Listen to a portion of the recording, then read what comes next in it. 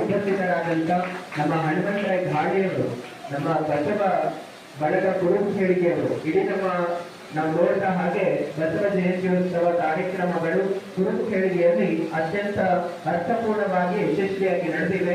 ಅದಕ್ಕೆ ಬಸವ ಬಳಗದ ಎಲ್ಲರ ಸಹಕಾರ ಇದೆ, ಪೂಜ್ಯರ ಆಶೀರ್ವಾದವನ್ನು ಪಡ್ಕೊಂಡಿದ್ದಾರೆ. ಜೊತೆಗೆ ಶಿವಶರಣಪ್ಪ ಗಣಪತಿ ಬಸವ ಬಳಗ ಕುರುಬ ಹೇಳಿಕೆ ಅವರು ಕೂಡ ಪೂಜ್ಯರಿಂದ ಆಶೀರ್ವಾದ ಪಡ್ಕೊಳ್ಬೇಕು. ಅದೇ ರೀತಿ ಪ್ರಶಾಂತ್ ಪಂಚೆಟ್ಟೆ ಬಸವ ಬಳಗ ಕುರುಬ ಹೇಳಿಕೆ ಅವರು ಸಹ ಪೂಜ್ಯರಿಂದ ಆಶೀರ್ವಾದ ಪಡ್ಕೊಳ್ಬೇಕಾಗಿ ವಿನಂತಿಯನ್ನ ಮಾಡ್ತೇನೆ.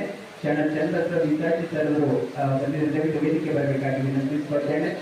ಈ ಸಂದರ್ಭದಲ್ಲಿ ಈಗಾಗಲೇ ವಿಶೇಷ ಸನ್ಮಾನಿತರ ಸನ್ಮಾನ ಕಾರ್ಯಕ್ರಮ ವೇದಿಕೆ ಮೇಲೆ ನೆರವೇರಿದೆ.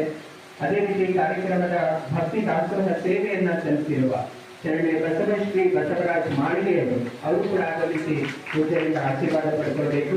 ಲಿಂಗೈಕ್ಯ ಚಂದ್ರಪ್ಪ ನಾಮಶೆಟ್ಟಿ ಮಾಳಿಗೆಯವರ ಸ್ಮರಣಾರ್ಥವಾಗಿ ಈ ಕಾರ್ಯಕ್ರಮದ ಹಂತದಲ್ಲಿ ಎಲ್ಲರಿಗೂ ಭಕ್ತಿ ದಾಸೋಹ ಸೇವೆಯನ್ನು ಸಲ್ಲಿಸಿದ್ದಾರೆ.